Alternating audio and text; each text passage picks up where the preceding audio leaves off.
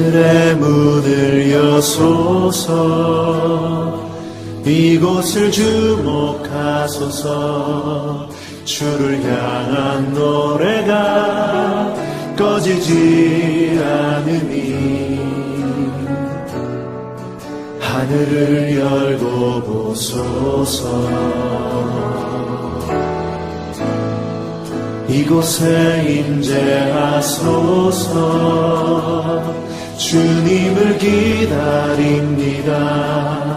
기도의 향기가 하늘에 닿으니 주여 임재하여 주소서. 이곳에 오셔서 이곳에 오셔서 이곳에 앉으소서. 이곳에서 드리는 예배를 받으소서. 주님의 이름이 주님의 이름만이 오직 주의 이름만 이곳에 있습니다.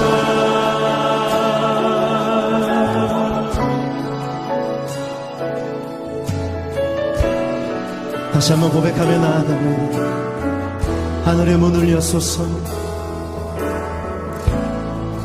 하늘의 문을 여소서. 이곳을 주목하소서. 주를 향한 노래가 꺼지지 않으니 하늘을 열고 보소서. 이곳에 임재하소서. 주님을 기다립니다.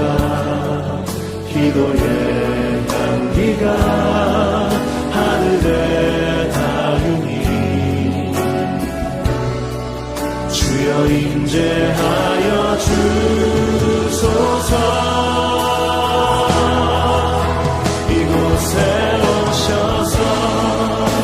이곳에 앉으소서. 이곳에서 드리는 예배를 받으소서.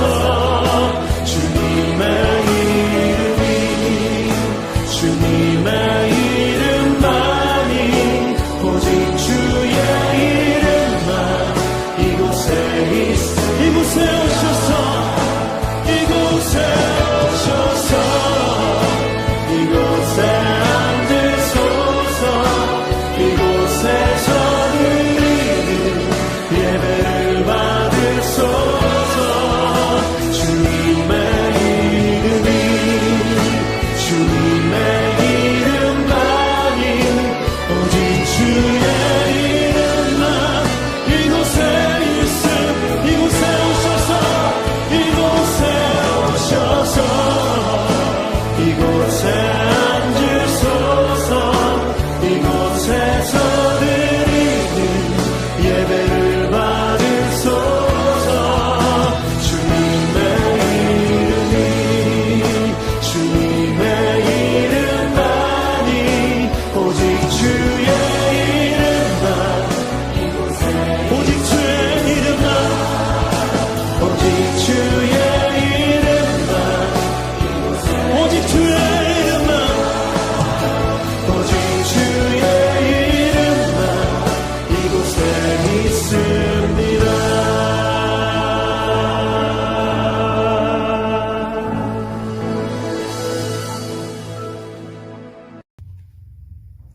나의 힘이 되시고 생명이 되시며 늘 저희들과 함께 하셔서 크신 은혜 가운데 축복해 주시기를 기뻐하시는 주님의 사랑에 감사드리옵니다.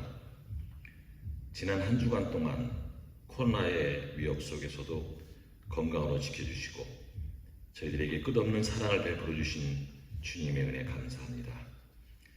저희들 마음속에 항상 임재하시는 주님, 언제나 회개하고 돌아오기를 기다리는 주님께 진정으로 마음속에서 우러나오는 회개와 눈물로 성령을 만날 수 있는 참다운 신앙이 될 수 있도록 굳세 믿음 허락하여 주시옵소서.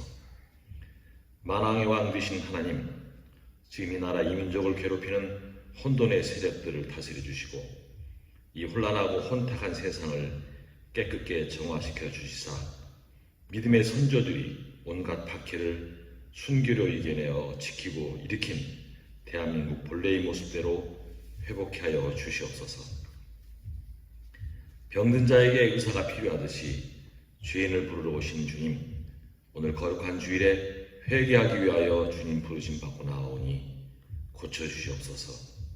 병든 영혼을 주님의 손으로 어루만져 주시고 주님의 따뜻한 빛으로 살아나게 하시옵소서. 주님, 우리가 죄인임을 깨닫게 하옵소서. 병든 자임을 자각하고 인정하게 하옵소서. 정한 마음을 주셔서 회개하고 주님 앞으로 언제나 나아가게 하시옵소서. 마음과 손을 들고 주님께 나아가오니 회개의 눈물이 시내처럼 흐르게 하옵소서. 이 시간 모든 것 온전케 하시는 주님의 치유의 손길을 경험하고 성전문을 나가게 역사하시옵소서. 오늘 이 예배를 축복해 주시사 말씀과 기도와 찬양이 살아있는 예배를 허락해 주시고 사랑하는 교인들이 예배의 기쁨과 감격을 느끼게 하시사 이 감동의 예배를 통해 험한 세상을 이겨 살아가게 하시며 매일매일 예수님을 닮아가는 삶을 살 수 있게 하여 주시옵소서. 이제 완연한 계절을 맞이했습니다. 저희 대연장로교회가 변화되기를 원합니다. 급하게 변해가는 주위의 환경 속에서 저희가 합심해서 나아가야 할 이 위중한 시기에 주님께서 70번에 7번씩 용서하고 서로 사랑하는 귀한 주님의 말씀은 저버린 채 서로가 질투와 시기로 헐뜯으며 어찌할 바를 모르고 표류하고 있습니다. 아버지 하나님, 주님께서 세우신 교회가 어느 특정한 사람들과 그들과 뜻을 같이 하는 자들만을 위해 세운 교회가 아님을 알게 하옵소서. 남들보다 조금 많이 가진 자, 조금 더 배운 자, 명예를 가진 자들의 자기 자랑과 모임을 위해 존재하는 바리새인들의 교회가 아니라 영육간에 아프고 헐벗고 굶주린 자를 위해 친히 세상의 모든 죄와 멍에를 지시고 벌거벗은 채 십자가에 매달려 숨질 때까지 우리를 위해 기도하신 주님께서 세우신 교회임을 깨닫고 나만은 아닌 척 그들과 다른 척하는 우리들 마음을 주님 깨끗게 하여 주시고 어려워 힘들어하는 있는 모습 그대로 나온 이들에게 기도하며 감싸 안아주는 사랑의 공동체로 변화되게 하여 주옵소서. 오직 하나님이 사랑하시고 자랑하시는 교회가 될 수 있도록 도와주시옵소서. 늘 한결같은 마음과 열성을 다해 있으시는 담임 목사님을 주님 축복해 주시옵소서.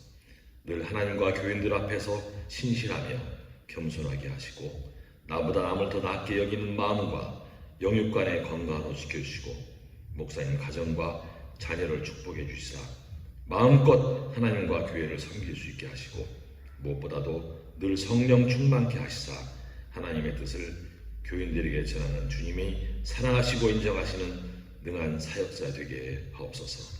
오늘 이 시간 주님 세워주신 담임 목사님 흔들림 없는 굳센 의지로 잠시 잠깐의 난관을 이기게 하시고 오늘 선포하시는 귀한 주님의 생명의 말씀을 통해 오직 예수만을 자랑하며 저희들 행복한 한 주간 기쁜 마음으로 살게 하옵시고 성령이 함께 하시는 주님의 날 되게 하옵소서. 이 모든 말씀 주 예수 그리스도의 이름으로 감사하며 간절히 기도드립니다.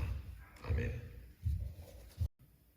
이 거룩한 주일 우리에게 주시는 하나님의 말씀은 구약 성경 다니엘서 1장 8절로부터 17절 말씀입니다. 구약 성경 다니엘서 1장 8절로 17절 말씀, 이 말씀을 봉독해 드릴 때에 살아계신 하나님의 음성을 들으실 수 있기를 축복합니다.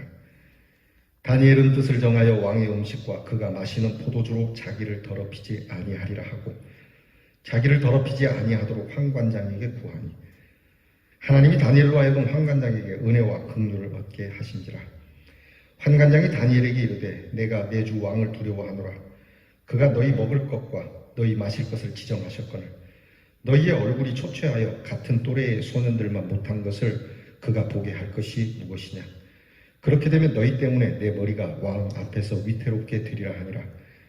환관장이 다니엘과 하나냐와 미사엘과 아사랴를 감독하게 한 자에게 다니엘이 말하되 청하오니 당신의 종들을 열흘 동안 시험하여 채식을 주어 먹게 하고 물을 주어 마시게 한 후에 당신 앞에서 우리의 얼굴과 왕의 음식을 먹는 소년들의 얼굴을 비교하여 보아서 당신이 보는 대로 종들에게 행하소서 하며 그가 그들의 말을 따라 열흘 동안 시험하더니 열흘 후에 그들의 얼굴이 더욱 아름답고 살이 더욱 윤택하여 왕의 음식을 먹는 다른 소년들보다 더 좋아 보인지라.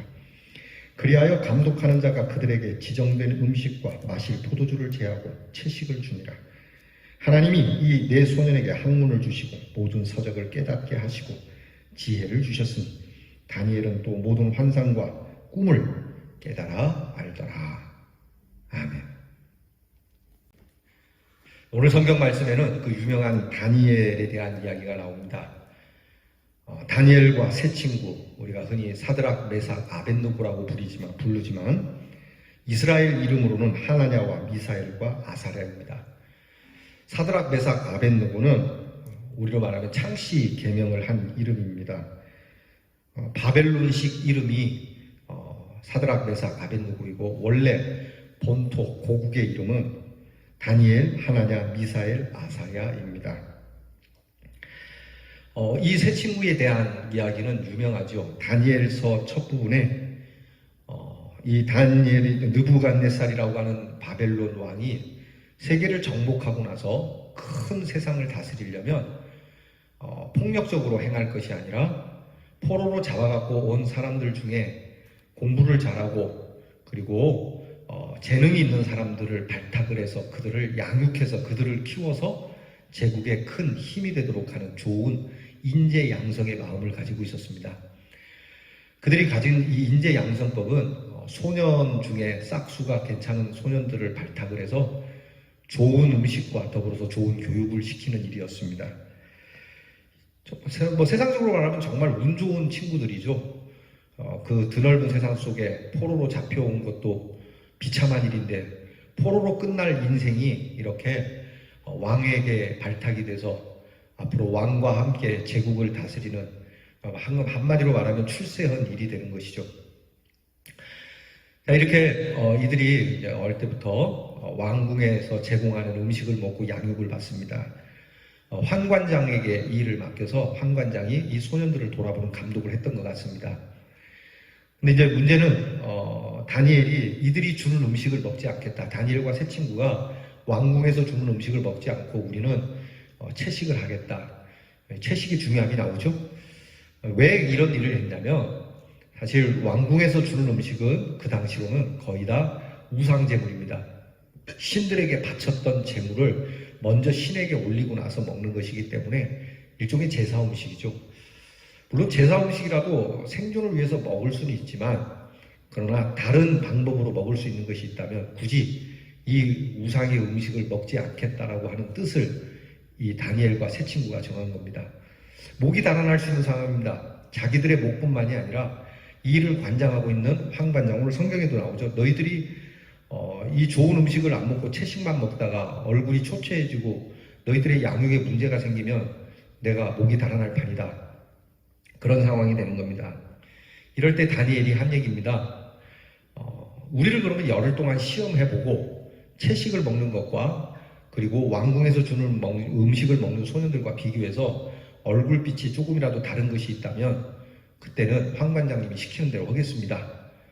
그래라. 그리고 나서 일주일 동안 지켜보는데 일주일 만에 이 다니엘과 세 친구의 얼굴은 건강이 아주 화색이 돌고 빛깔이 난다라고 성경에 얘기했고 왕궁에서 주는 음식을 먹는 소년들보다 훨씬 나았으므로 이 다니엘과 세 친구가 뜻을 정한 이 일을 지켜주는 이 이야기가 오늘 성경에 나옵니다.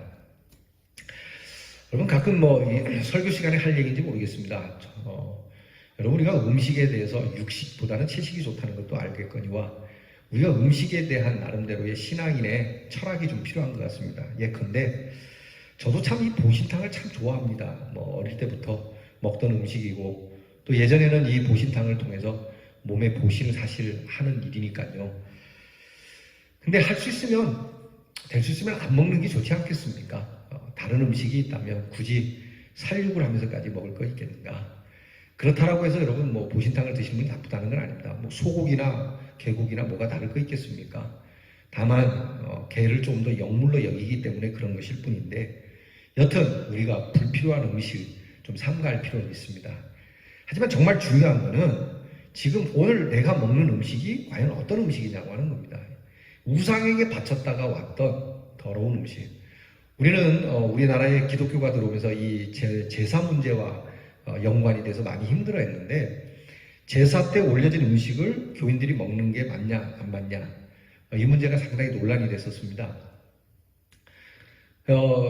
생각해보면 제물로 드려졌던 신에게 바쳐졌던 음식 그거 아니어도 먹을 것이 있다면 굳이 제사 음식은 먹을 필요는 없는 것이죠. 그렇다고 제사 음식을 먹는 게 무조건 나쁘냐 그건 또 아니에요. 중심은 그겁니다. 할 수만 있으면 하나님 앞에서 내가 성결케 되기 원하는 다니엘의 마음처럼 내가 조금이라도 성결하기 위해서 하는 일이라면 이 부분에 대해서 그 중심이 중요한 것이지 제사 음식을 먹었느냐 안 먹었느냐가 중요한 게 아닙니다. 그래서 오늘 성경을 보게 되면 다니엘이 8절에 뜻을 정했다는 게 있지 않습니까? 그 무슨 뜻입니까? 음식으로 인하여 자기를 더럽히지 않겠다. 여러분 우리가 이런 뜻은 얼마든지 세울 수 있습니다. 내가 돈으로 인하여 나를 더럽히지 않겠다. 내가 시간으로 나를 더럽히지 않겠다. 내가 술로 나를 더럽히지 않겠다. 그런 일들은 많이 있습니다. 그래서 이런 뜻을 세우는 것이 중요한 것이죠. 여러분 우리는 항상 용기에 대한 것에 대해서 환경 탓을 할 때가 많습니다. 환경에 따라서 용기가 있다가도 없다가도 하는데 여러분 나의 나약함과 불안함과 두려움이 환경에서 연유한다고 생각합니까? 환경이 바뀌면 괜찮을 거라고 생각합니까? 그렇게 여기는 사람들이 많이 있습니다. 그래서 환경도 바꾸어 보고 거처도 옮겨보고 심지어는 남편도 바꾸어 보고 그리고 사람도 바꾸어 보지만 그러나 용기라고 하는 것은 결코 환경에서 오는 것이 아닌 것을 알아야 합니다. 오히려 지혜로운 사람은 자기 확신 속에서 용기가 난다라고 봅니다. 환경은 보잘것없죠. 그럼에도 불구하고 환경은 보잘것없지만 내가 갖는 의로운 용기, 이 용기 이것을 지키는 자가 비록 가난할지라도 가난함에도 불구하고 이 용기 가운데 평강을 찾아가는 것 이것이 그리스도인의 용기라고 하는 겁니다. 요즘 장안에 화제가 되는 드라마가 있습니다. 83개국을 넘어서서 90개국에 1위를 달리고 있는 드라마가 바로 우리 한국에서 제작한 오징어 게임이라고 하는 드라마입니다. 그 드라마를 보신 분이 계시겠지만 제가 그 드라마가 전 세계적으로 굉장히 화제가 된다 그래서 앉은 자리에서 전부 1편부터 9편까지 다 봤는데 그 드라마의 내용은 그렇습니다. 돈을 두고 벌어지는 인간의 군상, 돈을 얻기 위해서 벌어지는 그 참 인간의 연약함이 저도 예외가 아니지 싶을 정도로 너무 묘사를 잘 해 놓았더라고요. 인간 심리에 대해서.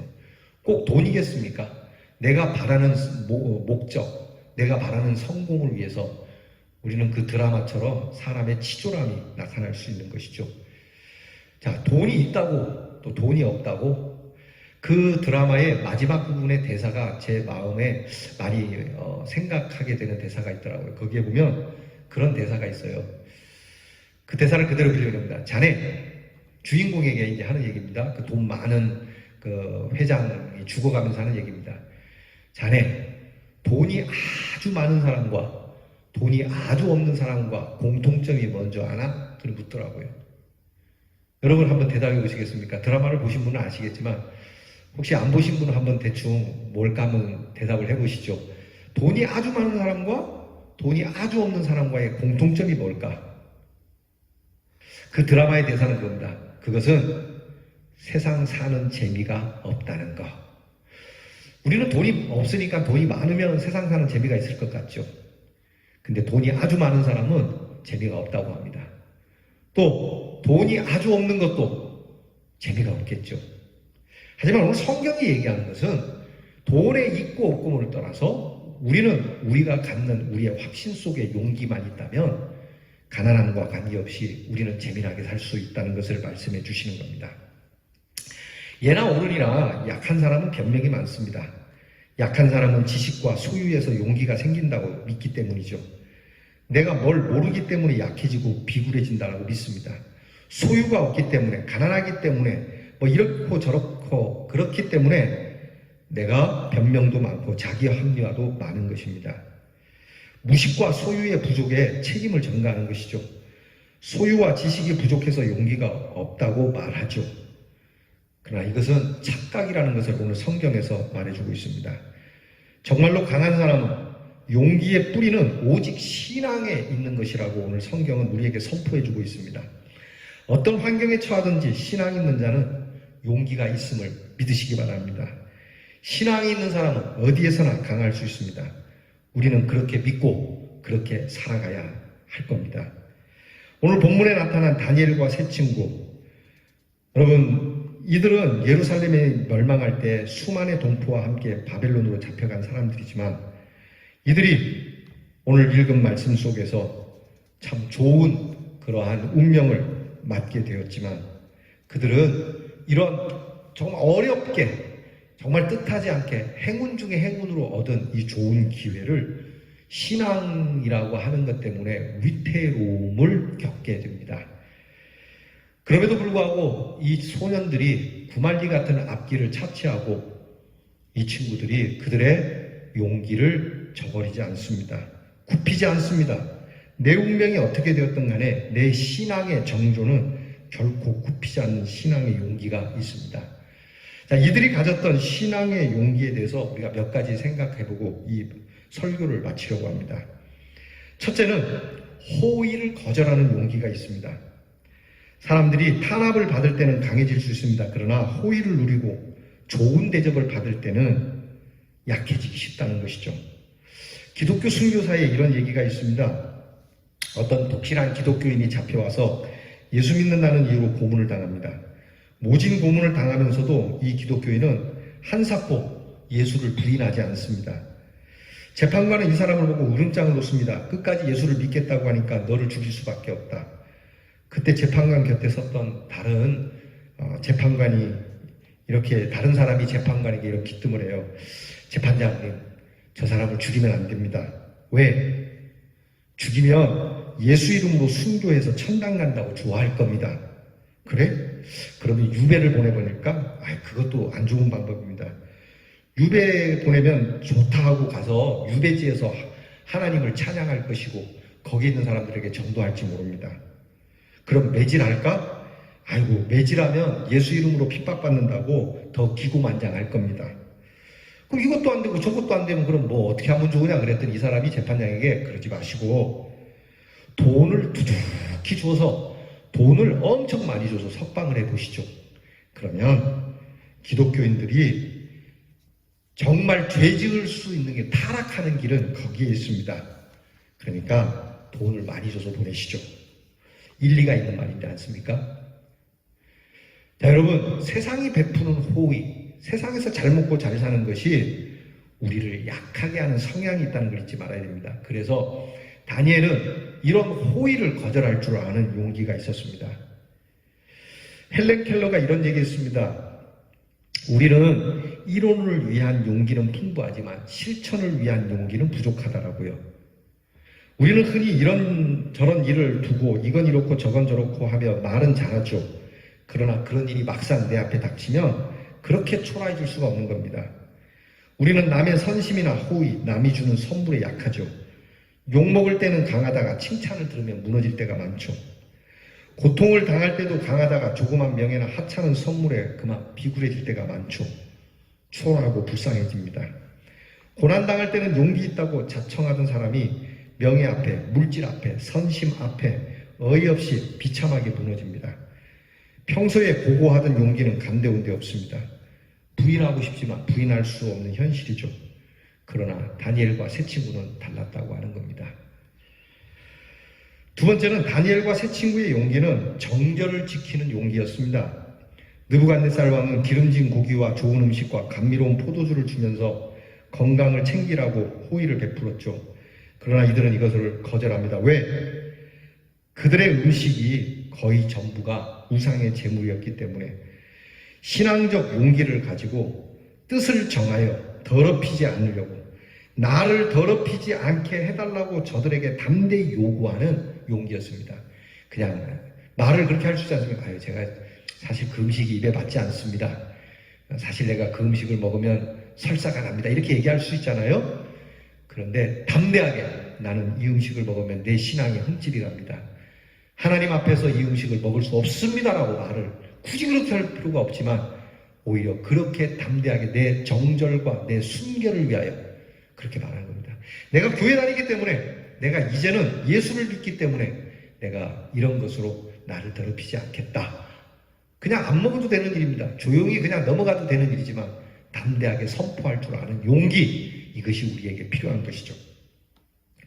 세 번째는 아까도 말씀드린 것처럼 뜻을 정하는 용기입니다. 여러분, 용기는 뜻을 정할 줄 아는 용기여야 합니다. 무릇 용기는 뜻을 정하는 데서 나옵니다. 결단이 있어야 용기가 나오는 거죠. 이렇게 할까 저렇게 할까 망설이면 용기가 없습니다. 뭐 이렇게 보고 저렇게 보고 그러면 용기가 없습니다. 사람이란 스스로 확고한 결단을 내려야 할 때가 있습니다. 하나를 선택하고자 9을 버릴 때가 있어야 하고, 중요한 절대적 가치를 얻고자 나머지 상대적인 것을 포기할 수 있어야 용기가 생깁니다. 그래서 영원한 것을 얻기 위한 용기가 우리는 이 세상에서의 향락과 이 세상이 주는 것을 포기할 수 있게 만드는 것이죠.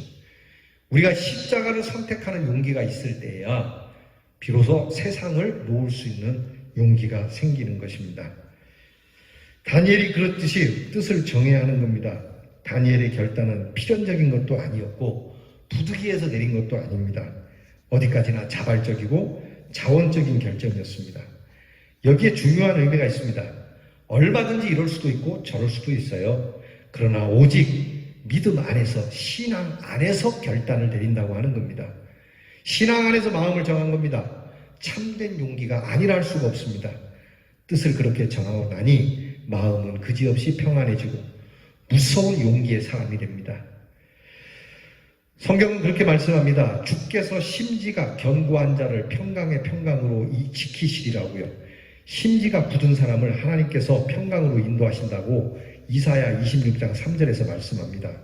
곧 뜻을 정하고 나면 마음이 평안해진다고 말씀하는 겁니다. 모름지기 우리는 일관성 있는 심지, 흔들리지 않는 마음으로 뜻을 정할 줄 알아야 합니다. 그래야 평안할 수 있는 겁니다. 우왕좌왕 아무 생각 없이 흔들리는 마음으로 아침과 저녁으로 변덕을 부리는 마음에는 절대 평안함이 있을 수 없습니다. 그리고 마지막으로 다니엘의 용기는 변치 않는 용기였습니다. 일단 뜻을 정했으면 끝까지 굽히지 않습니다. 다시 돌아보지 않습니다. 환경이 변했다, 기분이 나빠졌다, 마음이 안 맞는다, 달라졌다는 것으로 자신의 결단과 자신의 의지를 꺾지 않았다는 겁니다. 어떤 불이익이 와도, 어떤 결과가 와도, 어떤 고통이 와도 감수할 자세가 되어 있다는 것이죠. 자신이 선택한 일에 대해서, 자신이 결정한 일에 대해서, 그 다음에 일어나는 일에 대해서 전혀 생각하지 않는 용기, 이것을 종말론적인 용기라고 하는 겁니다. 상황이 달라졌으니, 세태가 달라졌으니, 마음이 달라졌으니, 때가 때인 만큼 어쩔 수 없다느니 어물쩡 변절하는 사람들과는 차원이 다른 겁니다. 다니엘과 세 친구는 그들 앞에 열린 형통의 길, 잘 살 수 있는 길이 있었지만 거부했습니다. 정결하게 살고자 함이었습니다. 그로 인해서 실격되고 불명예를 겪고 심지어는 죽음이 온다고 해도 아랑곳하지 않습니다. 이 뒤에 나가보면 결국 이 일로 인해서 이 신앙의 정절 때문에 다니엘과 세 친구는 풀목불에 들어가게 되는, 용광로에 빠지게 되는, 불타 죽는 형벌을 받지만, 그러나 그들은 그곳에서 살아나게 됩니다. 그때 그들이 한 말이, 유명한 말이 있습니다. 하나님께서 우리를 풀목불에서 건져낼 것이다. 그러나 그러하지 아니하실지라도, 그리 아니하실지라도, 하나님께서 우리를 구하지 아니하실지라도, 우리가 불에 타 죽을지라도 우리는 우리가 정한 일에 변함이 없나이다. 이것이 이들의 용기였다라고 하는 것이죠. 사랑하는 성도 여러분, 다니엘과 세 친구는 이런 믿음과 결단의 용기를 가지고 푸성기와 물만 먹고도 얼굴이 윤택했으며, 저러한 용기로 건강한 모습으로 보란듯이 왕 앞에 설 수 있었습니다. 그리고 마침내는 나라를 총괄하는 총리의 자리까지 다니엘은 오르게 됩니다. 오늘 우리가 하나님께서 우리에게 주시는 이 은혜 속에서 우리는 이러한 기도가 필요합니다. 주여, 정결함의 용기를 주시옵소서. 실패를 두려워하지 않고 진실을 지키는 용기를 주시옵소서. 비겁하지 않고 처음에 하나님 앞에 결심했던 이 결심을 내게 불리한 일이 있고 고난이 있어도 지키게 하옵소서. 오늘 우리는 다니엘과 세 친구의 용기를 봅니다. 이러한 신앙적 용기와 결단이 나에게도 우리 민족에게 함께하기를 원합니다. 그리고 하나님께서 다니엘과 세 친구에게 함께하신 것 같이 우리와 함께하시고 우리를 높여주시고 우리를 승리케 하시고 우리를 영화롭게 하시는 은총이 다니엘의 믿음과 용기를 가진 분들에게 함께하기를 축복합니다. 기도하겠습니다. 하나님 아버지, 다니엘과 세 친구의 이 용기, 이 결단을 봅니다. 상황과 형편에 따라서 달라지고 비겁해지기도 하는 우리의 모습과는 다른 이 믿음의 정절을 지키고자 하나님 앞에 뜻을 품고 세상이 주는 호의에서 벗어나 굶어 죽을지라도 하나님 앞에서 그리하겠노라 하는 이 귀한 믿음, 이것을 갖고자 하는 자에게 이 용기를 주시고 돈이 있고 없고 세상에 내 목적을 이루고 못 이루고 승리가 있고 없고를 떠나 하나님 앞에서 내가 지켜야 할 믿음의 정절을 지켜가는 것만으로도 행복하고 자유한 우리 성도들이 되게 하옵소서. 예수님 이름으로 기도하옵나이다. 아멘. 다 함께 축도드리겠습니다. 끝까지 십자가를 지시며 우리를 구원하시는 일을 포기하지 않으시고 용기 있게 나가셨던 우리 구주 예수 그리스도의 은혜와 우리를 구원하실 약속을 이루시기 위하여 그 아들까지 내어주시는 사랑의 용기를 가지신 아버지 하나님의 사랑과 많은 도전과 어려운 환경 속에서도 그럼에도 불구하고 우리의 믿음의 정절을 지키도록 옆에서 도우시고 힘을 주시는 성령의 은사가 다니엘과 세 친구와 같은 용기를 하나님께 구하며 엎드리는 성도들에게 이제부터 영원토록 함께 하옵시기를 축원하옵나이다. 아멘.